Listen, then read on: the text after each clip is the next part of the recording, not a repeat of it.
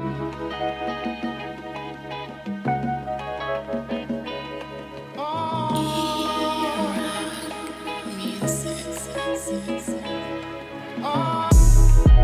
that grown man dialect.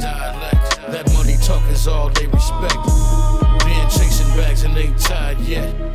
Death before dishonor, look, that's on the set. This that grown man dialect. That money talk is all they respect. Yo, what it do, man? You know what it is, man. You back live and direct, man. Cali Donz quarantine edition, man. You know what it is, man. It's your boy E-Roc Young, man, sitting here cheese-illing, man. Came to chop it with y'all a little bit about the situation of what's going on in the nation right now, man. And for me to do that, I brought a very special guest. Normally on my right-hand side, it'd be my boy JB, man. JB, salute, baby. I know you're doing your thing right now. We on quarantine, so right now we're doing separate things. So the special guest I had to bring to y'all today is the one and only, man, my pops, man. You know what I mean? Y'all ask me where I get it all from. You about to get a bar of it. You about to get a bar or two of it. You know, but yeah. But on a serious note, man, on all bullshit aside, man, we came to chop it today, though, about the situation of what's going on today with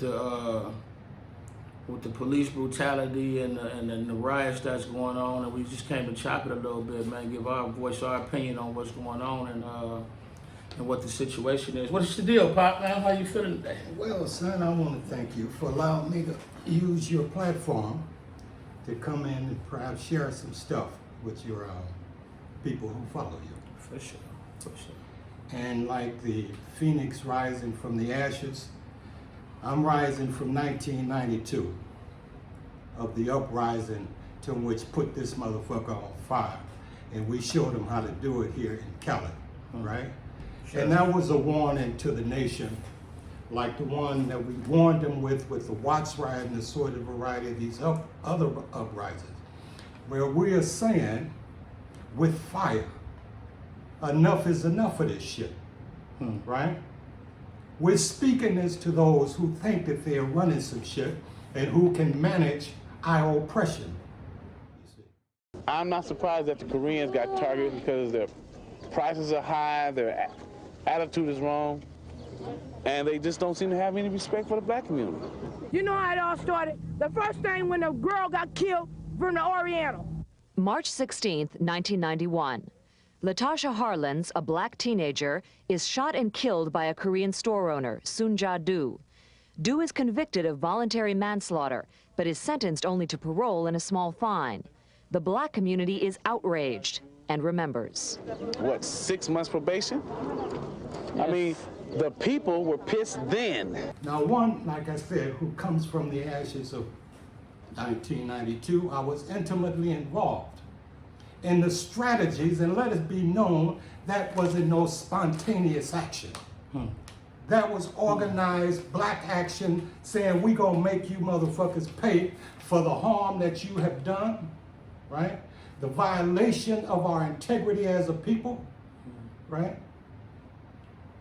We were saying all along during the time of the Rodney King trial, Latasha Harlins trial, I was one of the founders of the Latasha Harlins Justice Committee. And I gotta give a shout out to that little seemingly insignificant little movement, right? That fed into the nation and to our people here in California. That your rage, black man, black woman, is in dual proportion to your self-respect and love of your people. And to have a violation of a brother on video being beat to an inch of his life, to have them motherfuckers acquitted out in the Simi Valley, Rodney King. We ain't taking that shit, right? Not to mention 5 months probation for blowing the head off of little sister Latasha. We're not taking this shit. And let's show you how we roll. We know what y'all's ass was up to while you sent it out to Simi Valley.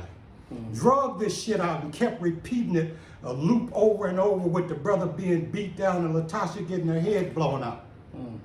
That was to make you numb to the pain that was being perpetrated on us, like they're getting ready to do now. So look, brothers and sisters, they never changed the game. Never changed. Right?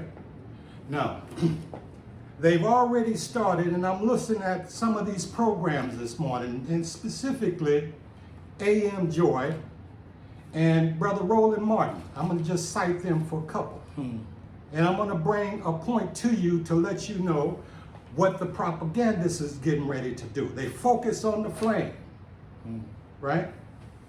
They focus on your rage and your justifiable. Let's do something about this shit. Not with a goddamn sign, right? Yo, Black Lives Matters. Fuck that.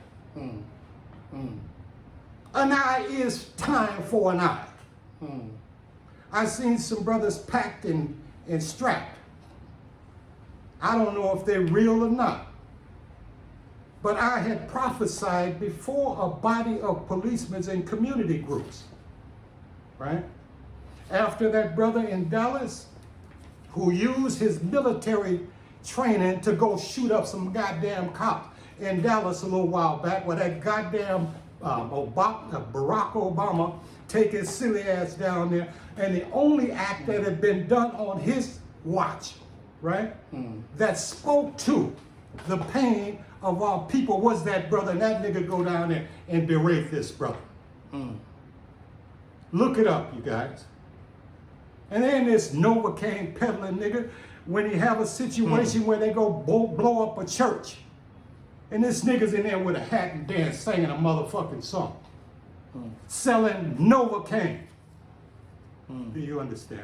And what you mean by Novocaine, Pop? I know what you mean, but for the audience, what you mean by selling Novocaine? When you go to a dentist, they getting ready to subject you some of the most excruciating pain that you can ever visit upon a human being when they're talking about pulling your teeth. But the only way they can perform that is how, brothers and sisters? Numbing. They got to give you some Novocaine. They got to numb you out. Got to numb you out. And so since the ashes of 1992, and you can bring in all the rest of them all the way back to the Watts riot, I take it back to now. I don't care where you take it at in space and time in history, right? One of their most cleverest tactics have always been to subdue and then pacify, right? Subdue and then pacify. Pacify is the numbing. And that's the operative word here. Now they're saying on MSNBC this morning, I'm looking at Joyce's program. They have a historian on there, and he's telling Joy, because what she's doing, she's trying to say that these white so-called participants in this effort are white racists. Okay? Now there's two things I'm getting ready to share with you. Okay, those so-called white races that's supposed to be infiltrating with black suits and shit like that, that is to throw a rock into the sincere white people, and you do have some of those, who are willing to throw down on a serious note with you. It's not a black and white thing. No, it is not. And so let's keep it real. And like I was telling those cops at that meeting, that I'm surprised, the point that I veered from, with that military brother shooting them cops up. And I told in this talk that I gave before some policemen, that I'm surprised that more of our brothers and sisters who have underwent training, either military or police or whatever training that they have had in the way of to serve and protect on a military shooting some shit bases, why ain't more of those niggas out there doing this? And I'm speaking straight to you, y'all straight up. Cops, LAPD, and a sort of variety of these other alphabet motherfuckers.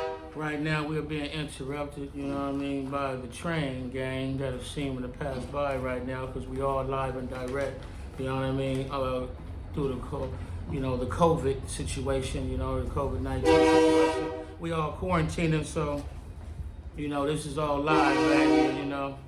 Hey, when you spit in the reel, they always send some noise through to try to chop up the reel, you know, but the reel gonna continue as soon as the train scoot by, you know what I mean? And it's gone just like that. Voila.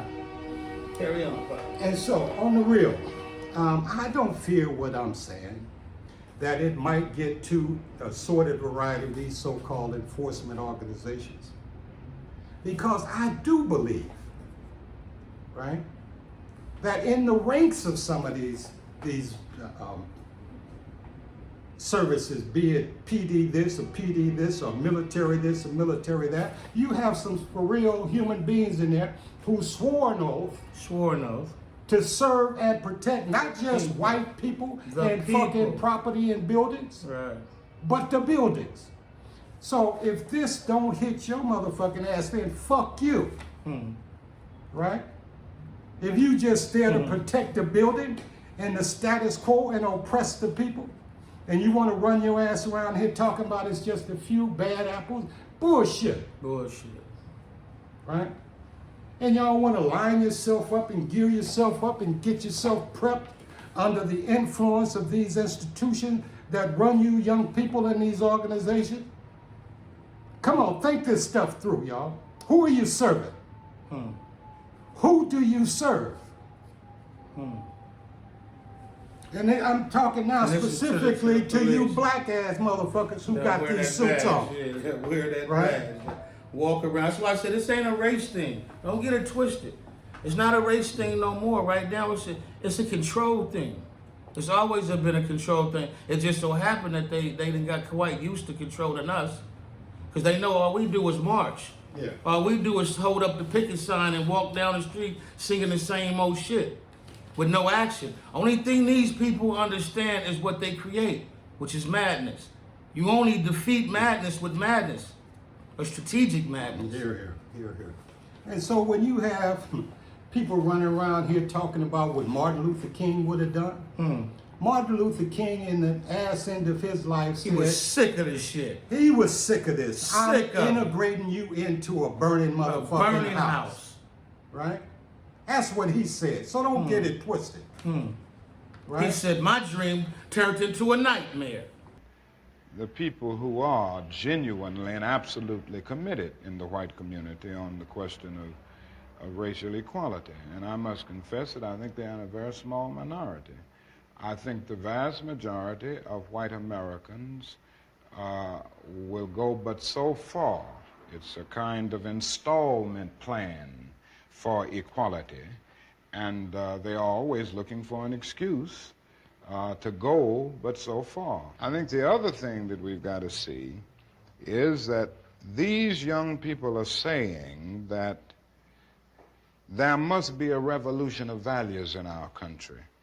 As Jimmy Baldwin said on one occasion, what advantage is there in being integrated into a burning house? I must confess that that dream that I had that day has at many points turned into a nightmare. So now, coming from the nightmare to the reality, and when we wake up at what we have to deal with, brothers and sisters, and people of conscience, right? This shit we ain't got to take. They only have as much power as we allow them to have over us, right? And you are noticing this with the shit that's jumping off. And so now they got to put shit in the game. They got to do their divide and conquer. For those who are lighting fires and doing violence and stuff, that ain't us. These people are coming. What the fuck? You mean to tell me the rage of the people that are in that whatever city or state don't rise to the level of let's burn this motherfucker down? And if it don't, God bless the people who come in with the courage to say, enough of this shit. And I'm gonna tell you this before I let my son ask some questions if he need to.